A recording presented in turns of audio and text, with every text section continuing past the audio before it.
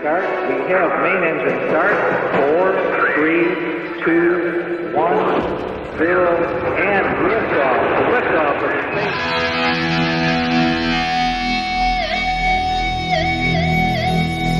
In our natural pursuit of knowledge, space has always mystified and beguiled us. Over the past 5 decades, we've pushed the final frontier inevitably onward into the ether. The cost has been colossal. Now every day, new data, new conclusions, and the thirst for deeper exploration propel us inexorably onward. The advantages of the discoveries made through space travel are myriad, but the fundamental curiosity as to what is out there will always fascinate and taunt us. Come with us now into the unknown and discover the disappearing frontier. Coming up in this edition, after the Challenger accident in the late 1980s, NASA instituted a comprehensive shuttle recovery program designed to improve manned space safety and reliability, a program which is still reaping rewards today. Also, this episode concludes our look back to the Apollo 11 mission and what it meant to us. Not just the landing and the moonwalk, but after. We consider some of the philosophical dimensions to our life in space that was begun with Apollo 11. Also, we look at plans to build 4 observatories in space. The Hubble Space Telescope is the first, but when all 4 are in use, we will expand our view and understanding of the universe tenfold. And finally, we look at how NASA is helping to improve the accuracy of weather predictions by slowly flying over the ocean in a Goodyear blimp.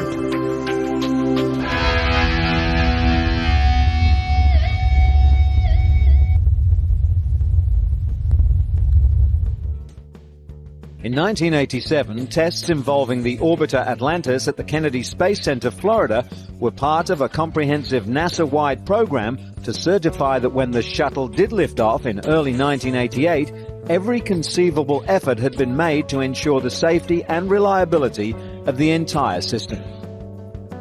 One of the most significant modifications that were made was in the design of the solid rocket boosters. The white booster design helped to propel shuttles into orbit. The rockets are made up of segments, some assembled or stacked at Kennedy prior to a launch. The join between these rocket segments was redesigned as shown in this cross-section view.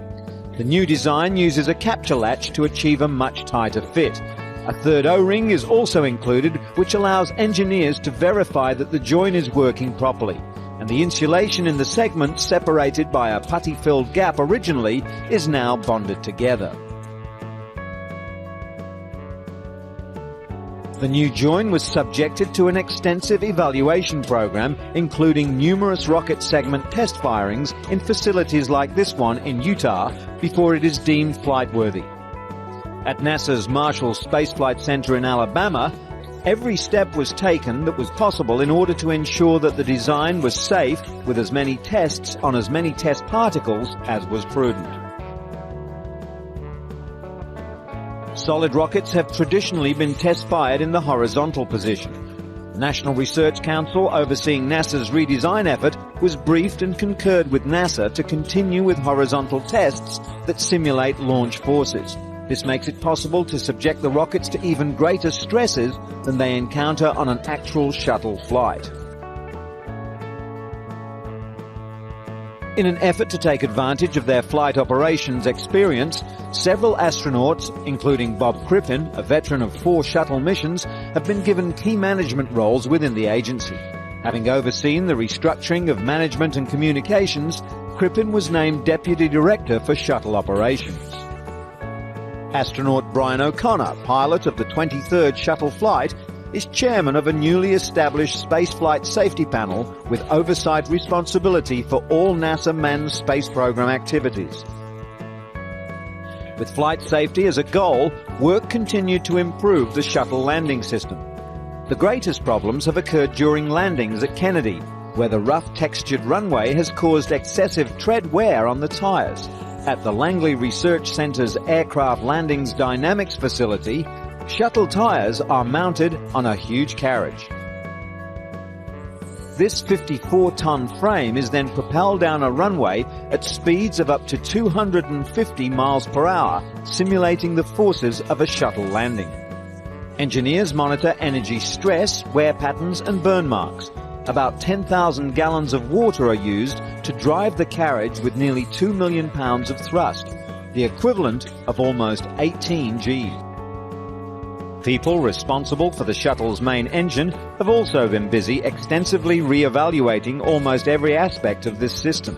The main engines have performed well during the years of shuttle flights, but the Challenger accident has resensitized everyone to flight safety issues.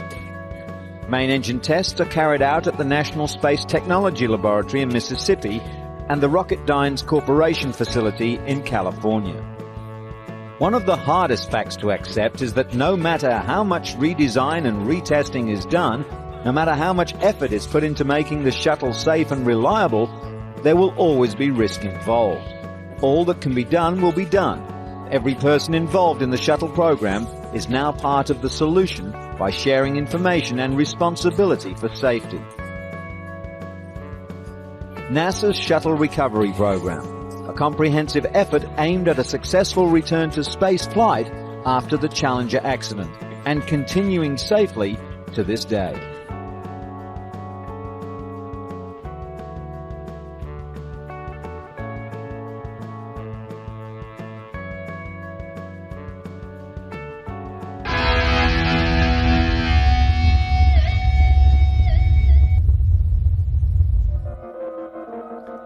We pick up our story of what happened after the famous moonwalk in 1969, just as the Earth prepares for the splashdown of the Apollo 11, its crew and its cargo. Apollo 11 was preparing to re-enter the Earth's atmosphere and was in constant communication with Houston Control. It was July 24 and the Hornet recovery vehicle was on station with the President of the United States on board. Re-entry to the Earth's invisible atmosphere carries with it one of the most critical moments. Traveling at 25,000 miles per hour, the command module can miss the angle of re-entry by only a few degrees and disintegrate into flames or bounce off into space, never to return. Velocity 33,000 feet per second. 35,000 feet per second. 36,000 feet per second now. We're at entry time. There's blackout. There is blackout.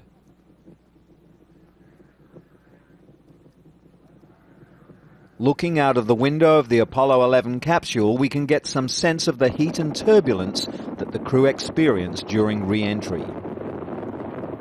The fiery beauty of falling back to Earth in a small tin can.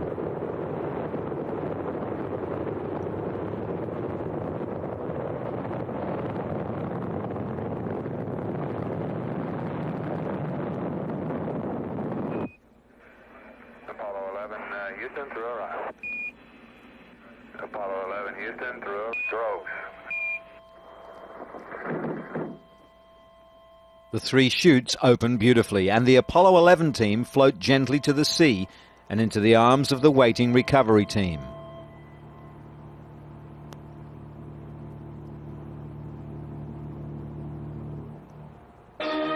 Apollo 11 has returned safely, and a grand reception awaits. The first man on the moon, an historic moment watched by millions of people around the world. And now, the Apollo 11 crew are back, heroes to the world.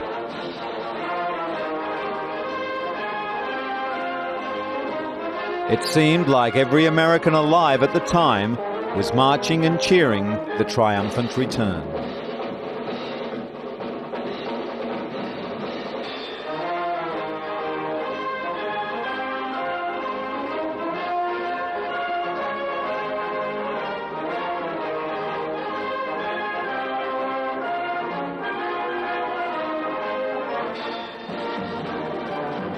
What was it that we were really celebrating? Three men who had done what no man before had done? A technological feat that was deemed beyond the realm of possibility? The fulfillment of an age-old dream? Were we celebrating simply because it had been a long time since we had anything to celebrate? Or was this something that touched an unthinking, irrational instinct in us all?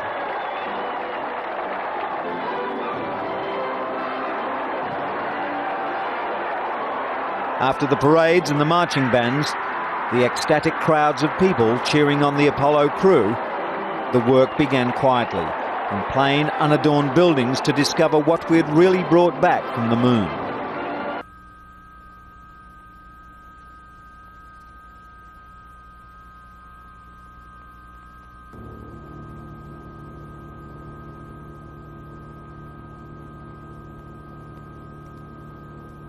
Now, finally, we had material from another world. Rocks and soil samples from a long time and a long way away. The treasure of the ages was ours. Stones from across the night, unwashed by water, unrubbed by wind, scattered on tranquility. The study began in earnest.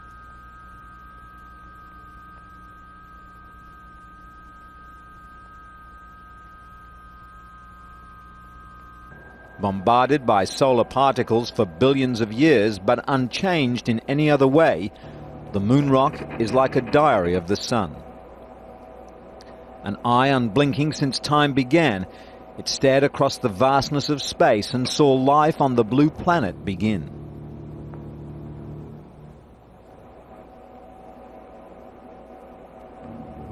Remembered in these rocks are ancient sunspots, solar flares, and solar storms whose fiery arms reached out 1,000,000 miles. If only these rocks could talk, what stories they could tell.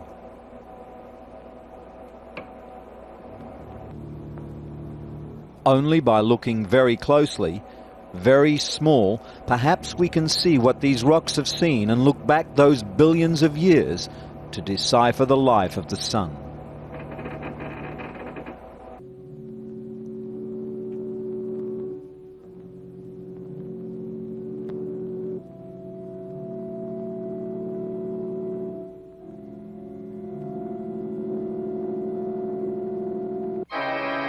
Locked within our sun are answers to mysteries that have confounded us since we first looked up and saw this great ball of fire hanging in the firmament. We have reached out with our telescopes. We have reached in with our microscopes, seeking what is the source of life.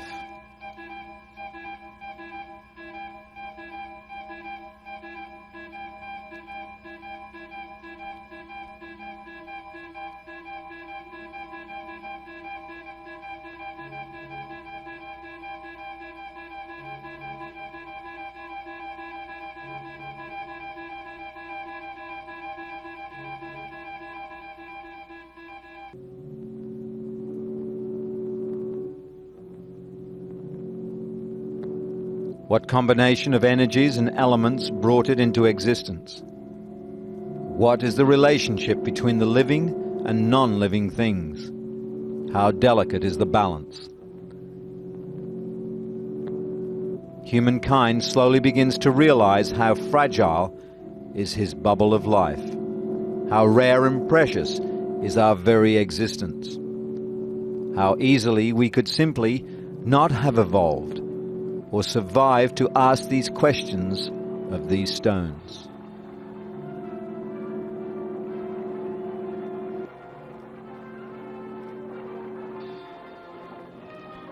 Ours is one sun, in a sea of suns more plentiful than all the grains of sand on all the shores of all the seas of planet Earth.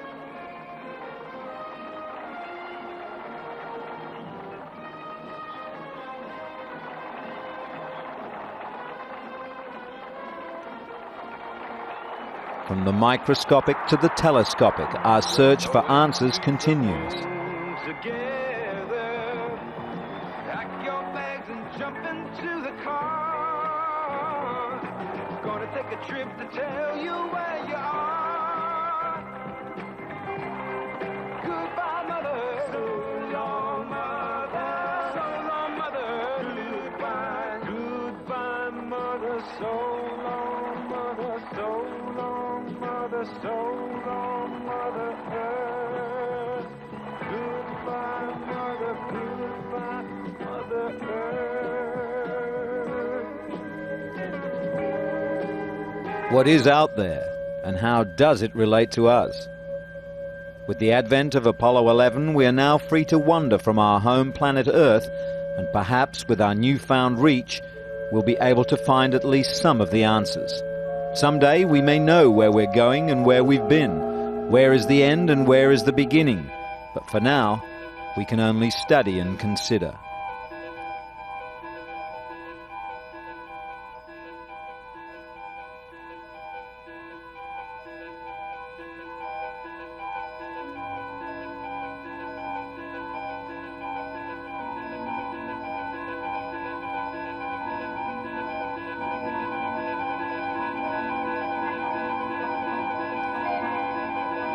The Apollo 11 mission in 1969 captured the eyes and the minds of a generation. It allowed science fiction to be replaced by science fact. For the first time in our evolution, we have opened our minds to the reality of the universe. The moon's apparent lack of life causes us to think what makes us so different from the billions of planets in the universe. In looking out, we are drawn back in to examine what makes life on this planet so special. And how can we understand and protect that life in the future, here and in space?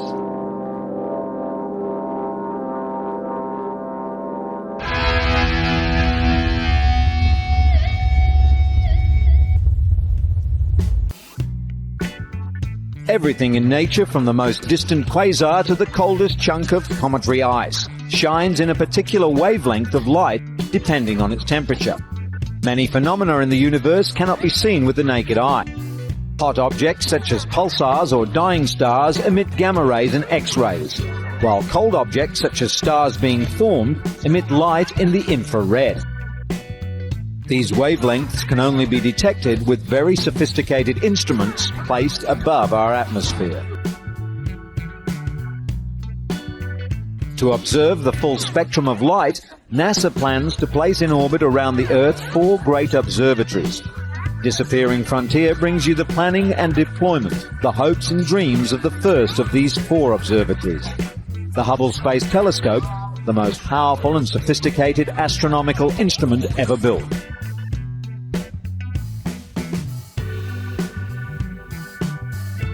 Once in orbit, the Space Telescope is designed to see the sky in all its splendor, stripped of the murky veil of the Earth's atmosphere. At the heart of the telescope is its near-perfect 8-foot mirror. It took nearly 2 years for Perk and Elmer to grind, coat and polish this single piece of glass, capable of focusing light that began its journey through space billions of years ago. You can think of the Hubble telescope as a time machine because the speed of light is finite. Hubble can look back to where the journey began.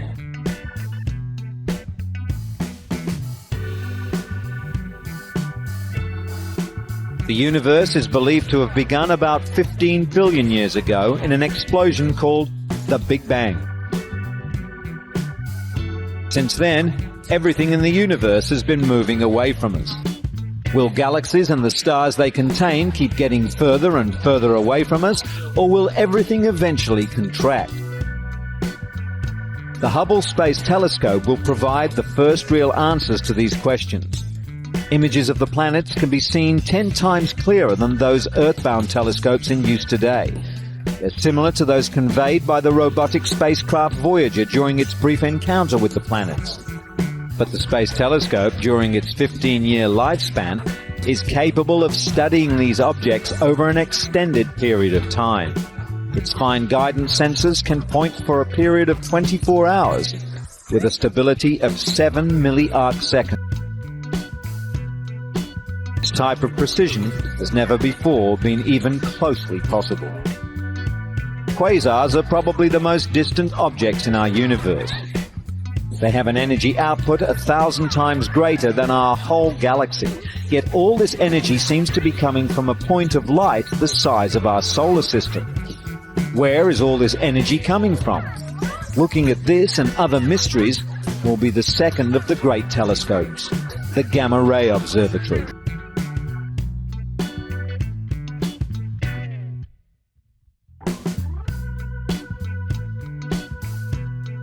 There are some theories that say the energy coming from quasars may be caused by a huge black hole, sucking up whole stars and then somehow spitting the energy back out.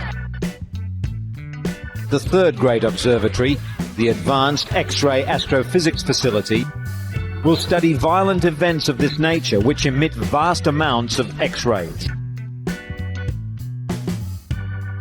Telescope will provide sensitivity and therefore readability to the millions of degrees associated with these hot, violent plasma events and record them by their X-ray emission. The last of the four great observatories, the Space Infrared Telescope Facility, should complete our new view of what is going on in the universe. Its domain, the very coldest objects in the sky where stars are born and planets begin to form. NASA's four great observatories pushing technology into the 21st century to provide a new, more complete view of our universe.